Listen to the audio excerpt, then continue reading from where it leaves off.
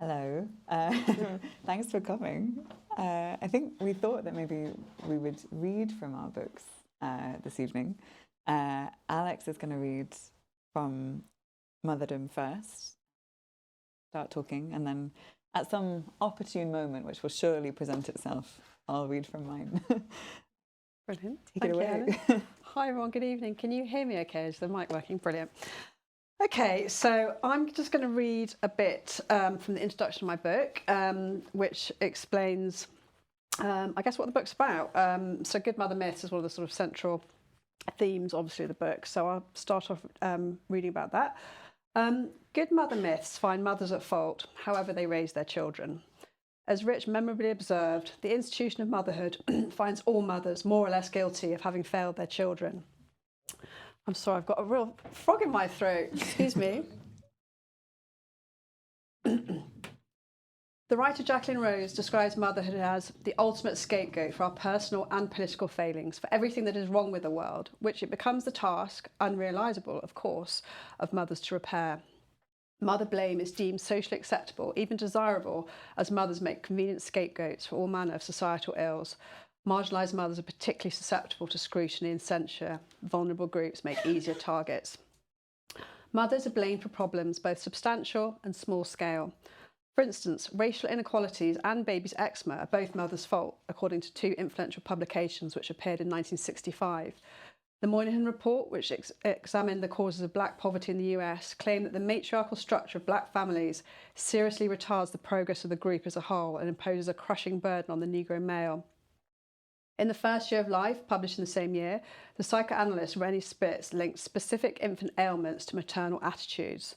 So, eczema is caused by hostility in the guise of manifest anxiety, while 3-month colic is down to primary anxious over permissiveness. Mother blame has perhaps never been so precise. Perhaps the most painful element of good mother myths is that they draw their power from women's love and care. A key mechanism in ensuring mothers conform to good mother myths is dire warnings that they will damage their children. Being a bad mother is not just a matter of social humiliation, it means we are imperiling our children. These threats are immensely powerful, deployed to tell mothers what they can and cannot do and shame them into compliance. The cruelest good mother myths hold women responsible for the deaths of their children. The writer and medical ethicist Harriet Washington recounts how James Marion Sims, the physician infamous for conducting experiments on female slaves without anaesthesia, blamed enslaved mothers for the high death rates of their infants. He said of neonatal tetanus, which is caused by a bacterial infection, wherever there are poverty and filth and laziness, or where the intellectual capacity is cramped, the moral and social feelings blurred, there it will be oftener found. A more recent example is women who endured appalling maternity care at the Shrewsbury and Telford Hospital NHS Trust, being made to feel responsible for the death of their babies. A review into the needless deaths and injuries of babies and mothers highlighted correspondence and documentation which often focus on blaming the mothers, rather than considering objectively the systems, structures and processes underpinning maternity services at the Trust. Father blame is a much rarer phenomenon because mothers and fathers are held to very different standards. Mothers operate under a deficit model in which any shortcomings or faults are criticised. Fathers, on the other hand, benefit from a credit model where they're praised for anything they do. Indeed, the only common negative father stereotype is the deadbeat dad who is completely absent. As the comedian Ali Wong put it, it takes so little to be considered a great dad, and it also takes so little to be considered a shitty mom. The writer Sarah Maitland observed that her husband got so much praise and psychic support for doing simple things which, had I not done them, would have been considered gross inadequacy in me.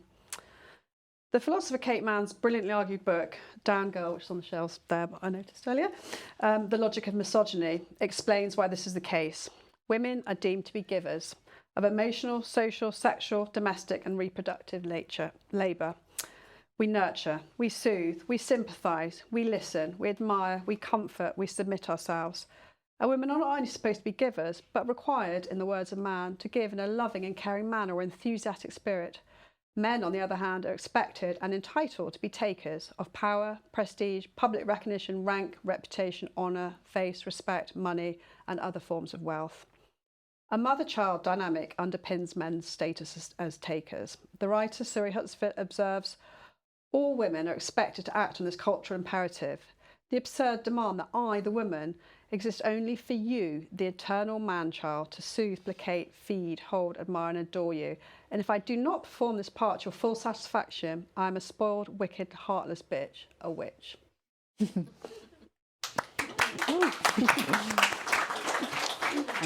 Thank you so much for reading that.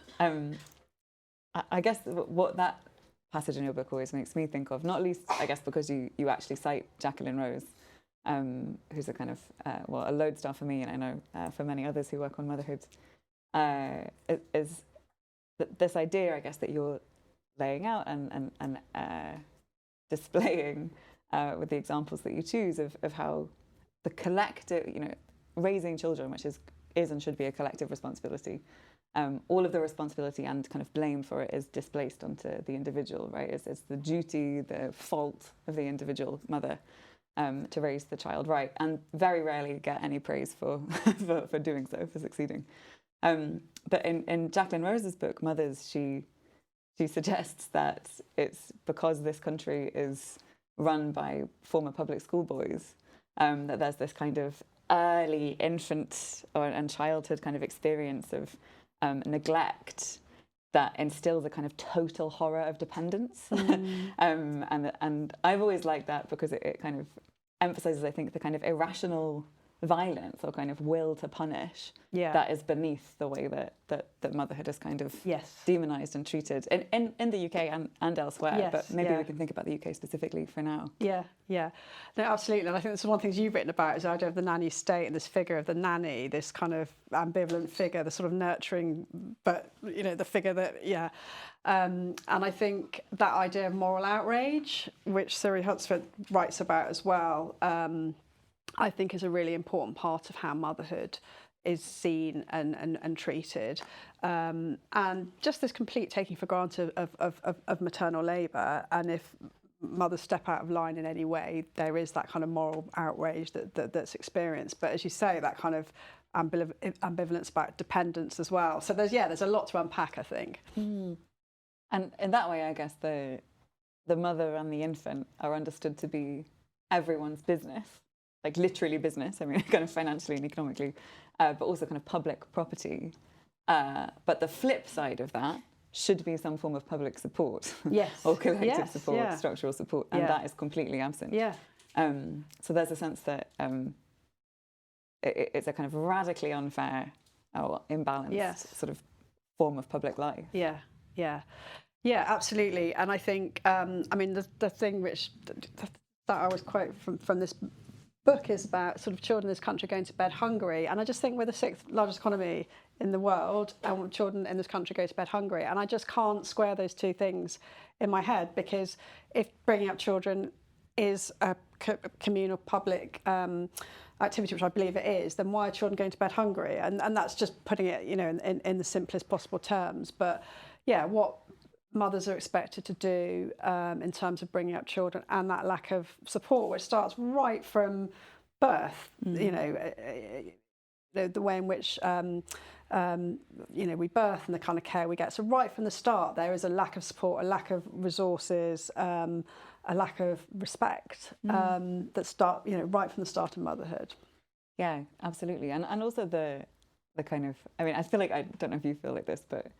And I know we've both been working on motherhood for a long time, which can kind of drive you crazy sometimes. Like you kind of feel like everywhere you look, you're just seeing like more kind of hypocrisies, which is the thing that really I find difficult is how hypocritical the discourse around mothering and motherhood is. And another example of that is this kind of constant, at the moment, right-wing panic about the birth rate, right? Yeah. This idea that young women are not having children and they're so selfish for not doing that, with no willingness to look at the reasons why that might be, like the housing crisis or the climate crisis or all these multiple crises. But also that on the flip side, there's this total policing of who gets to have a child. So what the right-wing press and the centrist press and also our government, as well as everything's right-wing now, I guess, it feels, are doing is that they're saying the right kind of women, and they do mean women, aren't becoming mothers. Yeah. As well as kind of just every kind of possible way that someone who doesn't have citizenship in the UK might want to give birth and be supported to mother, or, you know, lesbians who want to be assisted through IVF processes without kind of having to go through all these specific, kind of geographically specific hoops to jump through. They're kind of stymied at every turn, which is another kind of, I guess, it's the good mother myth as a kind of productive force, like it's making good mothers. Yeah, absolutely. And I think one of the dynamics and all of that I'm really interested in, which I've written about, is what I've called unmothering. So people having their children removed from them. And I think that is part of all of that as well, that, you know, we have this figure of the good mother and everyone else, you know, and if you're a bad mother, then you don't deserve to you know, if you're a potential bad mother, you don't deserve to have a child. And if you're an actual bad mother, then you can have your child taken away from you. And I think that's the way in which good mother myths are so pernicious in terms of people's lives. So, yeah, you know, there can be a lot of guilt and misery, but there's just the suffering caused by people unfairly having their children taken away from them because there's not the resources there to support them. And I think, I mean, I've written about the sort of forced adoption scandal, when we can look back on that and go, well, wasn't that terrible? We had people had their babies taken away because they were unmarried, or wasn't that terrible? But, you know, people are still unfairly having their babies taken away from them. That is still happening. And I just think, again, it's just, given the richness and resources we have in this country, that we cannot, we allow that to happen. But it is very much to do with, who is good. And, all those groups, you know, migrant women, they're not good, you know, they're not good mothers, so they don't get that support. And also I think, I was reading today on the train here, a story about increased police searches in the instances of pregnancy loss. I don't know if you've seen this I know, story. it's just like... So a kind of, you know, they're now under safeguarding laws, as far as I understand. I may be garbling this, and I was literally reading this just earlier.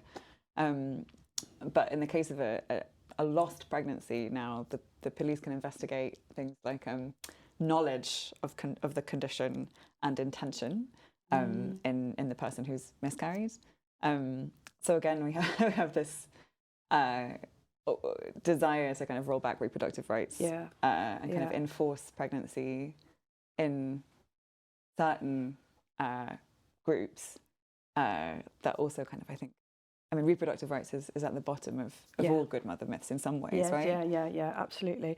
And I think what's happening, particularly in the US around reproductive rights, it is very much this idea of the good mother. The good mother will die of sepsis in a car park because, you know, no sacrifice is too great. And I think the most enduring and the most powerful good mother myth is this idea of self-sacrifice. And when it comes to reproductive rights, you know, no sacrifice is great enough. And the way in which that's playing out in the US is just horrific. And when you have stories like, and I saw that story as well here, you just think, you know, please, can we not have anything like that happening in the UK? But that discourse around very rigid gender roles, what's natural, that is really making a comeback. And I think that's part of this whole sort of right-wing backlash we're seeing against all sorts of, you know, against feminist rights, against trans people. It's all kind of situated in this idea of women and men's natural roles. And yeah, just hearing that language making such a comeback is pretty horrible. I mean, I write so much about Margaret Thatcher. I really wanted to talk to you about Margaret Thatcher. I was thinking, I can see her like crying face up there because it's on the cover of The Party's Over by Phil Burton Cartledge, which is a great book, but like it's actually kind of soothing me in some way. I'm like, cry. But I mean, so I write about her in the book because it begins in 1970 and it comes up to the present. So a huge amount of that time is when Margaret Thatcher is in office. And then after that, I guess I argue that everything that's come after is still kind of coloured by her. She's the kind of mother of what's come after, in some pretty horrifying ways. But Section 28 is really crucial to that. And in the recent attacks on trans rights in the Supreme Court and the kind of discourse around it, the language is basically the same as the language that was being employed during kind of in support of Section 28 in the 1980s. And, you know, under the guise of making things easier for lesbians, which is the stupidest thing I've ever heard. It's like, for who? But it feels like those kind of divisions, I suppose, that used to be legally encoded between, you know, the good mothers and bad mothers and real families and fake families. Kind of coming back. Because Section 28 was about pretend family life. Like that was what Thatcher had this kind of huge obsession with. And this whole sort of this concept of woke that gets thrown about, and that's used as a sort of battering ram, isn't it, against to, like, you know, natural again families, proper men, proper women. And this sort of biological essentialism, which I think the Supreme Court judgment really sparked all that off. And you had people going, yay, biology. You just think, how can you be a feminist and go, yay, biology? I mean, I don't know. Yeah. And it's interesting, right, again, when you work on motherhood and mothering, which is also often used as a kind of Trojan horse for some kind of small c conservative ideas, right? Even amongst people who would describe themselves as being on the left, which is interesting. And I think I've certainly found, and I'd be interested to know if you have, that sometimes when you say you're working on motherhood or you're thinking about motherhood or mothering, people assume that you're working on like biological sex or something, or that you have this really particular idea of motherhood as constitutive of womanhood or vice versa. Because I think that the kind of limited public space that's afforded to discussions of motherhood often mean that it gets kind of squidged in this kind of weird feminist broad brushstrokes way. I completely agree. And I think also the way in which sort of motherhood gets reduced to flexible working and, you know, the things which I think are important. But it is much broader than that. And I think one of the things which I've written about in terms of good mother myths is I think that the maternal figure afflicts all women, because that expectation that we're all supposed to be kind of nurturing and caring and you just see it in so, you know, sort of work situations and family situations, you know, who's making the tea, who's planning the social events, who's doing all that kind of care work in the workplace, in sort of social circles. It is that assumption that we are going to mother as women, which I think is, and it comes back to this idea of, you know, women are naturally nurturing and all these very, very reductive ideas of what women and people are about. So yeah, I think it's been very sort of two-dimensional, you know, discussion of motherhood. Completely agree. And again, that works both ways. I feel like that's all I ever say. It actually works both ways. It's actually fascinating. It's a double-sided issue. But, you know, if you are perceived to be a woman of childbearing age who could have a child, then maternal discrimination, for example, in the workplace will apply to you too. I mean, not, I guess, in relation to maternity leave, but in relation to kind of hiring practice, for example. You know, if you seem like you're a woman in your early 30s, you seem like you're a woman in your early 30s, and people will choose to discriminate against you on those grounds if they want to. But also it's I guess the way that then this kind of lost my chain of thought. It was a two-sided issue and I just remembered one side. So the discrimination applies to you whether or not you have a child. Why don't you read from your book? Yeah, that's a great idea. I actually wrote down all of my thoughts in this handy hardback form.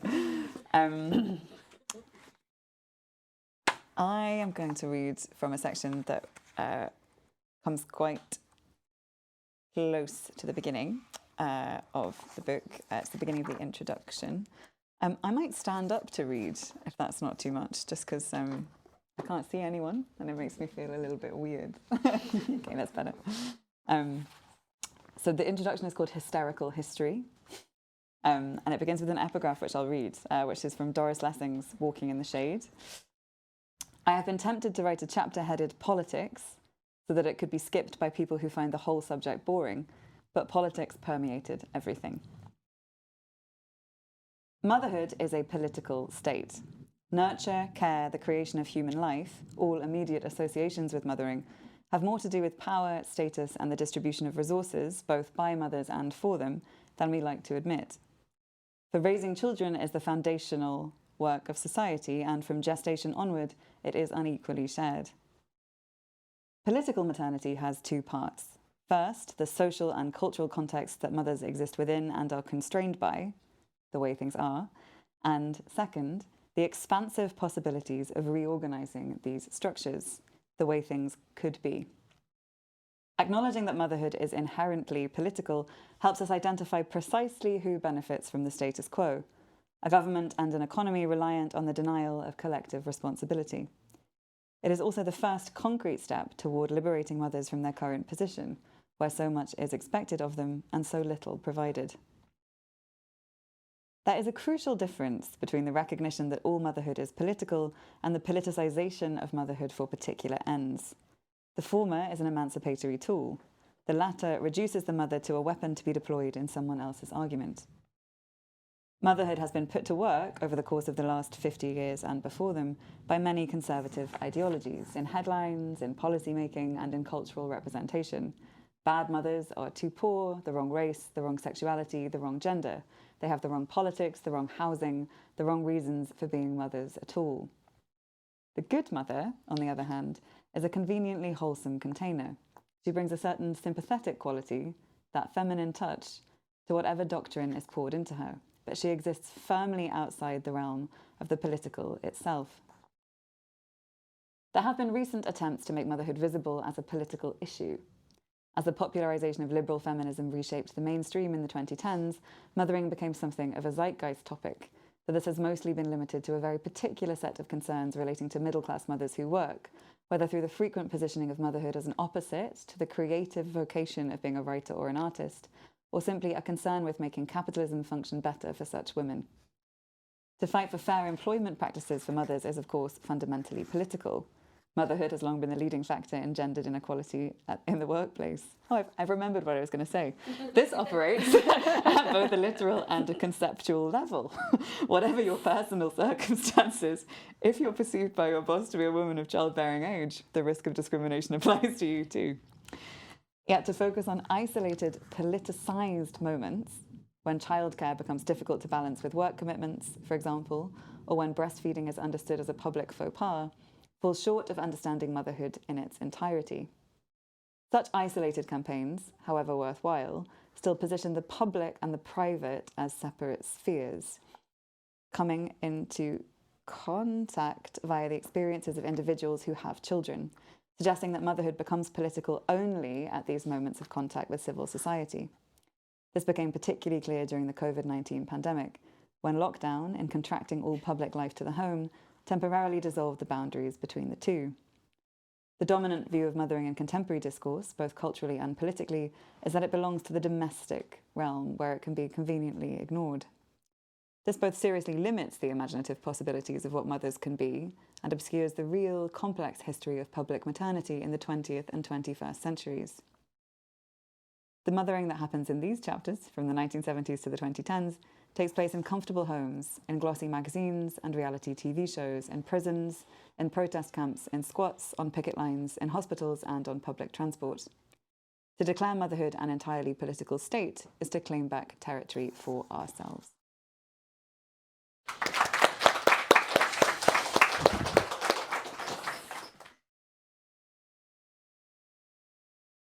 So that's the book. You don't need to read it now. But I think it's so interesting what you read there about this kind of emancipatory potential of motherhood. And I think that's one of the things about writing about motherhood is it's like, oh God, must you be so gloomy? It's like, well, yeah, because it's really crap. But there's also that kind of, that other side to it of saying, actually, there is that potential there. So it's really interesting that, that passage you just read, which kind of touches upon that. Yeah, I think it's, I guess if we think of, well, I like to try and focus on ambivalence as a kind of specifically maternal quality. You know, two things can be true at once. Or motherhood is a kind of incredibly complicated collection of mixed feelings, as well as a kind of collection of actions and habits, rather than kind of one role or one identity category, I guess. And in the book, I really wanted to, and maybe we can talk about birth, actually. But in writing about birth, obviously, you're writing about structural inequalities in healthcare provision, the kind of midwifery crisis in the NHS. You're writing about kind of the discrimination that happens in birth choices, all of these things. But I also wanted to keep some space for writing about the kind of profound emotional, intellectual, philosophical aspects of childbirth as an experience too, because you don't have to choose. You know, it can be something that is you know, kind of conceptually overwhelming, discombobulating. Alice Notley, one of my favourite poets who died yesterday, describes in her poem "A Baby is Born Out of a White Owl's Forehead," 1972. The experience of giving birth as obliterating herself. But she doesn't mean in a negative sense necessarily. So she kind of deals with this like total obliteration and sees what's left afterwards, what's left at the end to kind of make something new. And I wanted to keep those experiences in the book alongside things like all the statistics about kind of maternal care in crisis. I mean, it's maybe not necessarily optimistic, but it's at least, I guess, affective or significant in its in prioritizing people's experiences of birth and saying these are important too. Yeah, I think birth is so important. It matters. It's a sort of profoundly important experience in people's lives, and we're letting people down. I mean, poor Donna Ockenden's doing yet another review. You just think, you know, how many reviews is she going to have to do? And we know what. And what's really frustrating about it is we know what the problems are, and we know what the solutions are, and it comes down to, a lot of it comes down to resources, so resource it properly.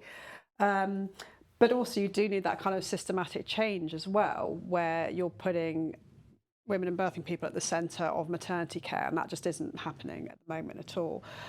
I mean, one of my sort of personal experiences, which have sort of informed the writing of the book, is I've worked as a postnatal practitioner with NCT for over a decade, and so done lots of groups with new mothers, and it's just so depressing year after year. And it's not just the birth experience, but it's also afterwards, like, oh, I really wanted a glass of water, or I was in pain and no one gave me any pain relief, or all of that. And it's just like, even just that simple kindness that people need after, you know, it's a big deal. You need to be looked after.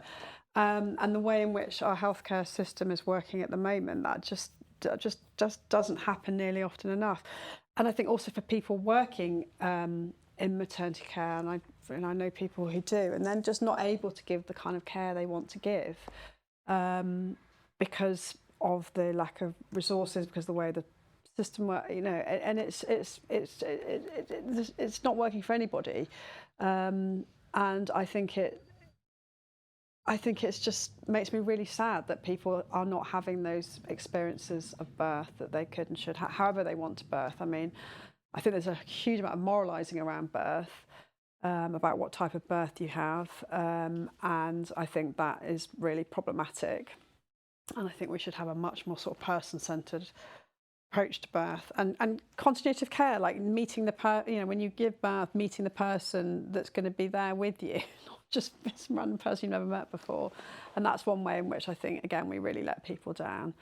I mean, I've got a whole chapter as well on infant feeding. That's another sort of issue where I just see, so over the years, again, just see so much kind of distress and sadness and frustration.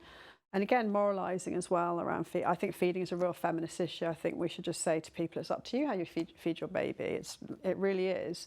If you want to breastfeed, you should be able to get support, and that support is really important, and it can make a real difference. But, you know, we really set people up to fail. we say you should birth this way, you should feed this way, and then we don't give them the support or the resources to be able to do that. It's terrible. Yeah. I work as a birth companion.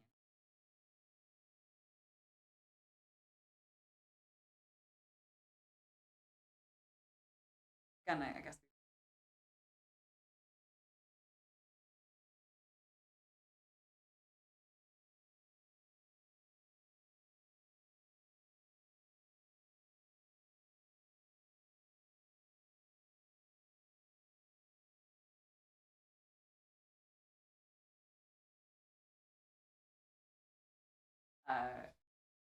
General, the kind of what the they're not.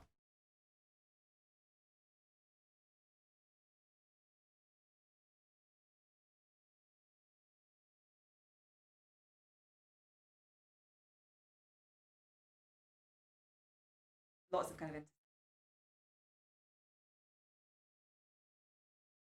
I found it interesting, which as I write about, However they want, moralising around.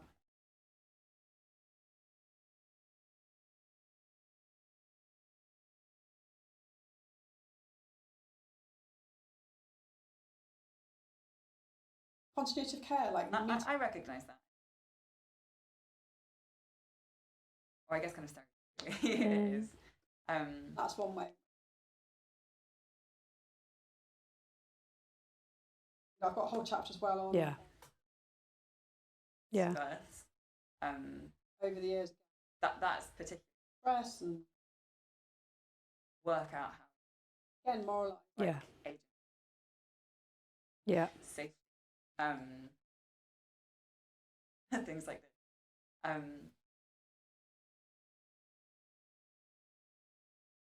Set up in some unideal place, which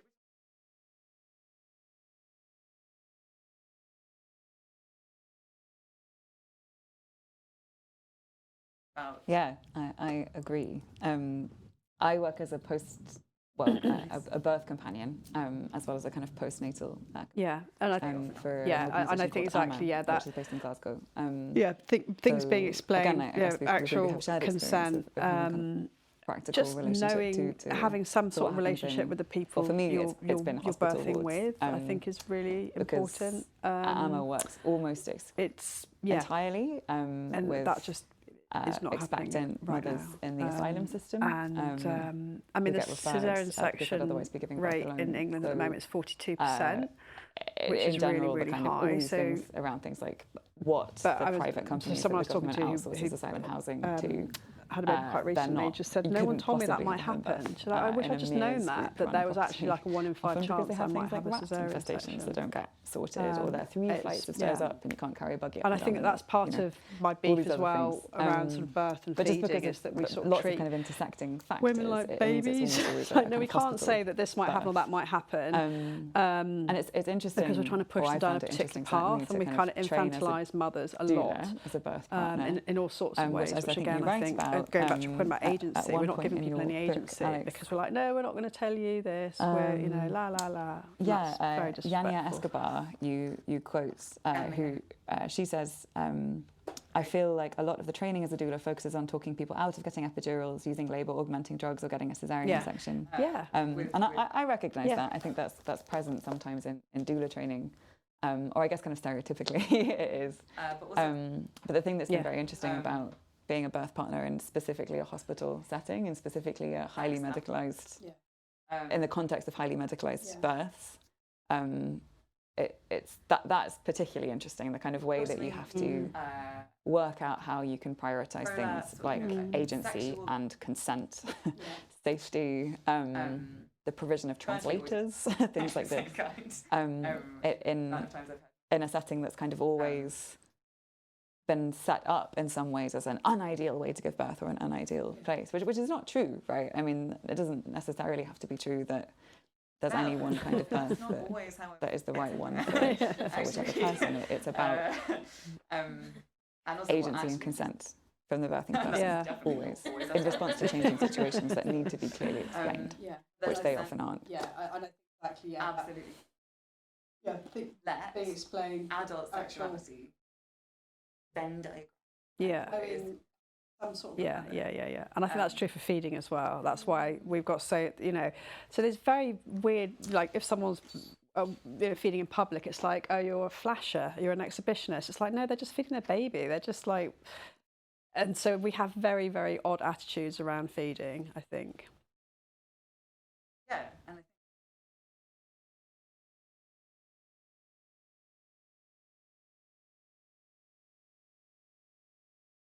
I would have known that. Representation. Mm. An erotic experience. And I think that's part of. That was understood. Like, no, we can't say that this might happen or that might happen.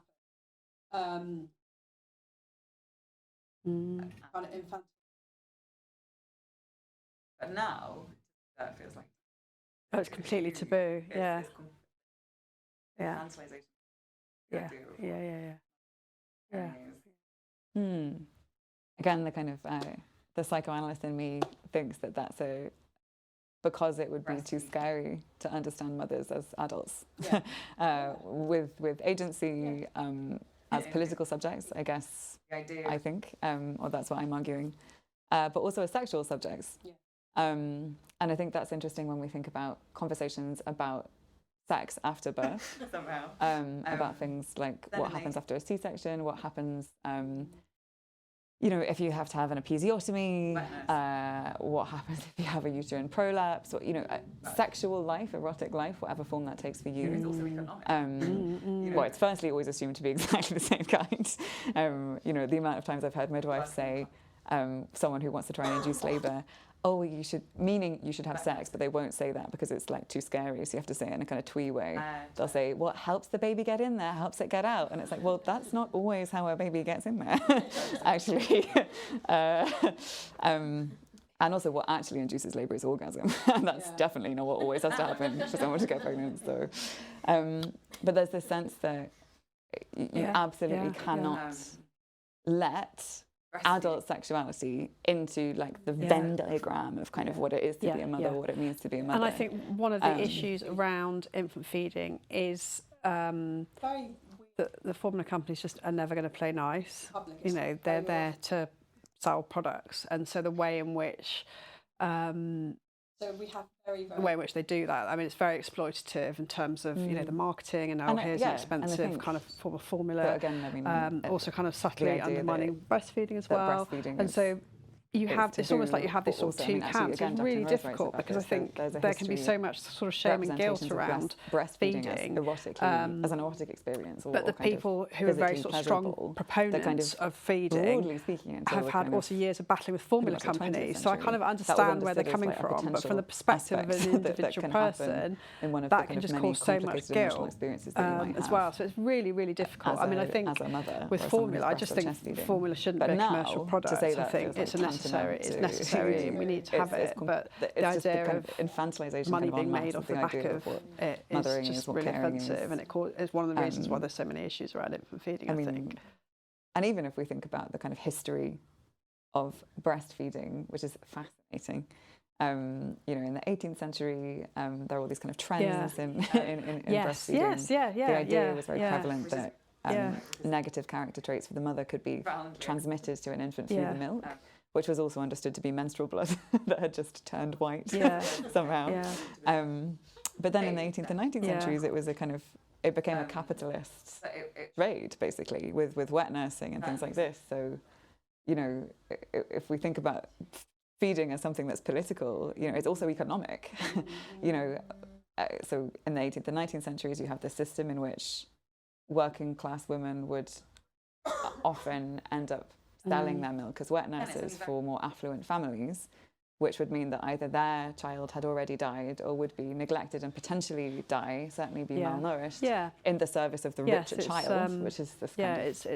it's really fascinating. I mean, it's a very clear kind of transaction that's and happening there. Actually, but now, like when you sort of what's the unpick thing the research, in shops that has the security tag on it in every supermarket? It's formula I don't, milk, you know, right? and people talk about sort of outcomes for sort of formula-fed babies versus breastfed babies, breastfeeding, and with formula, because formula is so, it's like how much of that is that down to people not being able to afford to make formula properly, and that's a huge issue as well because it's so expensive. It's such a huge part of you know, people's budget that it is, you know, that encourages kind of risky, unsafe use. So again, that is a sort of a huge problem as well. Yeah, I went down quite a rabbit hole when I was researching actually about all the kind of 1970s Nestle stuff, and it's so bad. It's like you made babies die by what you did. You know, it's so horrific. And that's sort of, I mean, they're much less blatant about it now, but the profiteering is still and exploitation is still going on. Battling with formula. So I kind of understand where they're coming from, but from the perspective of a person, that can just cause guilt as well. So it's really, really difficult. Formula, I just think it's a necessary.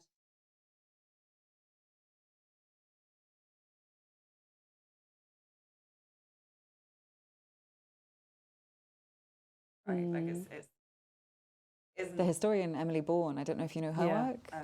She's so brilliant. She writes about national milk, so the history of nationalised formula, basically. Yes. I write a lot. Which is really interesting, right? Because it's something that is so profoundly a commodity now. I mean, it was a commodity in a different way, and that it was national milk. So there's this kind of relationship to the British state there that's not uncomplicated. But it was certainly something that was understood to be part and parcel of the kind of welfare state's provision. It's really, I would really recommend her work if you haven't read it. She's a really brilliant historian, particularly kind of about childhood and childcare. But again, it's only very recently, really, that formula milk became such a kind of profitable food. I wanted in the course of rabbit hole in the course of research.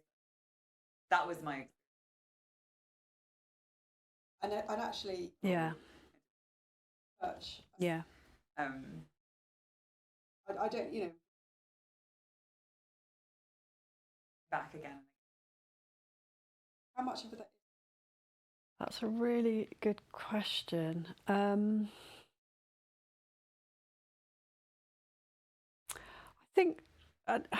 I think it's an obvious answer, but it's still really the mother blame, actually, as a sort of thread that linked so much. And the mother scapegoat, maybe that's a better word, for so many things. I think that was the thing which I kept coming back to, and something which kind of linked a lot of the rabbit holes I was going down. I mean, there's just so much material, isn't there? That's the thing. And it's, I think one of the things you wrote in your book about the sort of the vastness of motherhood, and I really felt that sense of like, this is so vast, and like, how do you try and kind of wrestle this into some kind of shape?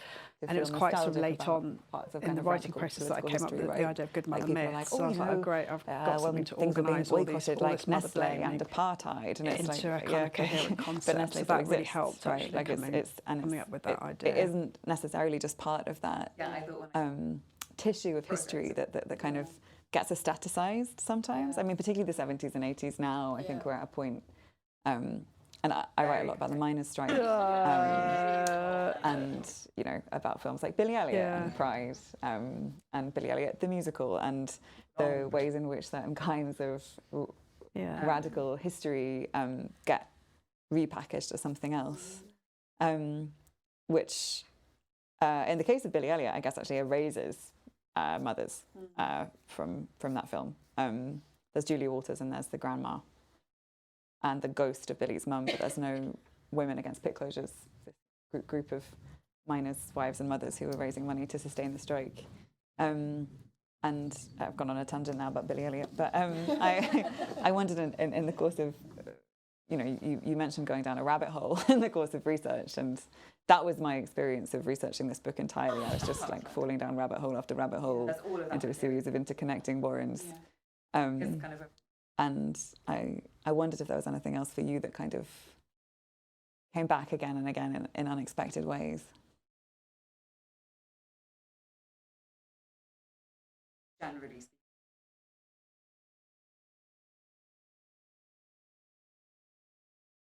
Obvious answer.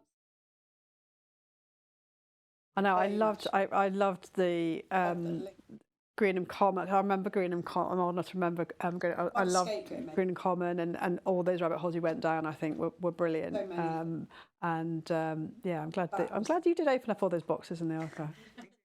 The Greenham Common.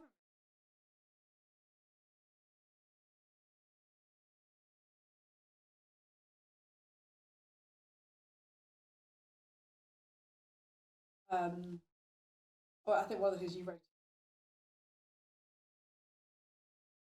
about that sense.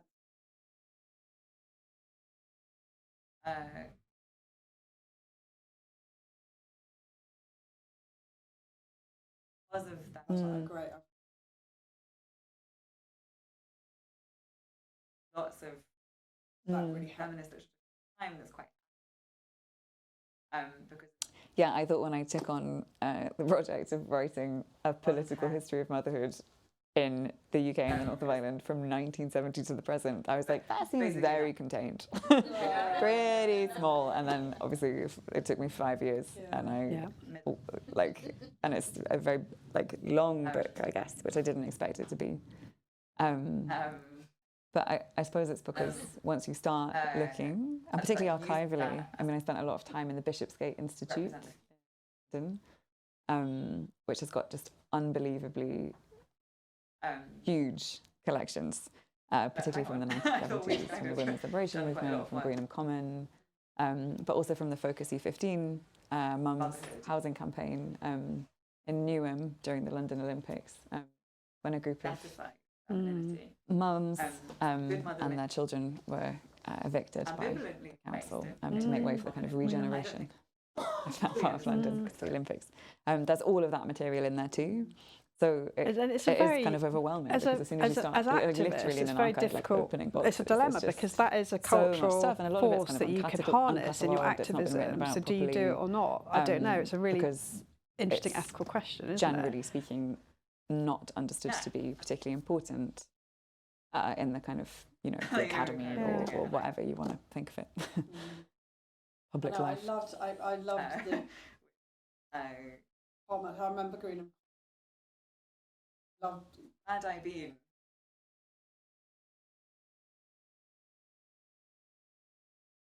what kind of letter to be? Me too. But Greenham Common was interesting in relation to good mother myths. So, I mean, Greenham wrote that the anti-nuclear peace camp in Berkshire on Greenham Common, surprisingly, that lasted for such a long time and was incredibly successful as this radical movement, but also was in conflict with kind of aspects of the feminist movement at the time because of their capitalisation on good mother myths, because of the way they used them. So there's lots of kind of feminist literature from the time that's quite anti-Greenham Common because of its reliance on the long blonde-haired pregnant mother images. I think I'm maybe bastardizing that quote, but basically that kind of thing of the way that they kind of centered maternity, but a particularly kind of non-threatening, middle-class, white maternity. Probably a bit sort of crusty, a bit kind of hippie. Say this with respect.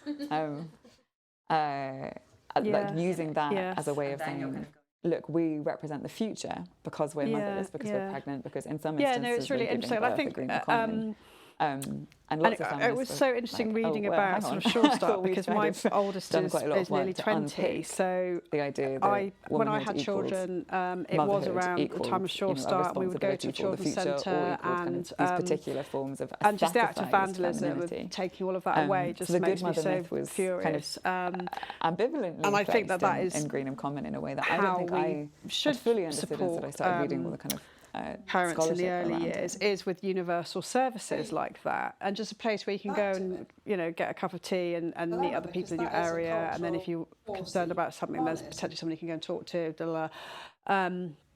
So I experienced Sure Start as a parent, and so your book really made me kind of reflect on that. And I haven't really sort of written about it. I don't know the answer to that. In here, kind of reading it, and I guess I have my own kind of. I think, this book took me such a long time to write, so don't ask me for any quick writing tips.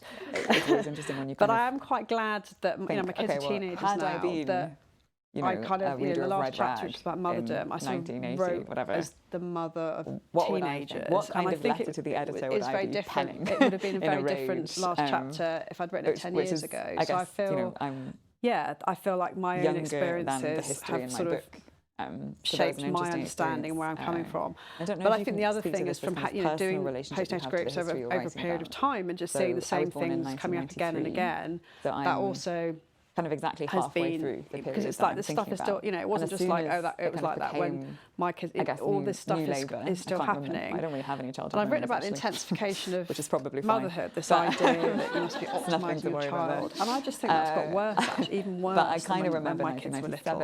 I remember Tony Blair. And I think it's great on social media. I think there is much more discourse around the sort of difficulties in motherhood, which is great. We've got those kind of digital spaces. But I also feel that the pressures have got greater as well. I had to take off my kind of long white beard that I'd put on to pretend to be. So I'm not sure if that answers your question, but yeah, I know what you mean about kind of sort of living through that and how that. But it really was interesting to me to kind of feel myself inside the research in that way. And I mean, you're a mother yourself. You write about that at the very beginning, and then you're kind of going through all of these historical forms of good mother myths. Yeah. No, it's really. And it was so interesting reading about sort of. My oldest is 20. When I had children, was around go to children, and just the act of vandalism that way just makes. And I think that is how we should parents in the end is with universal services, like a place where you can go and.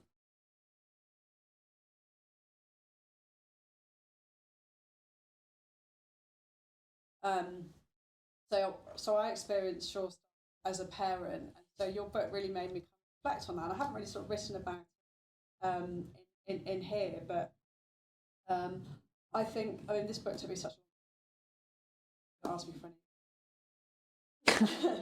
But I am quite glad that my kids are teenagers. I kind of the last chapter.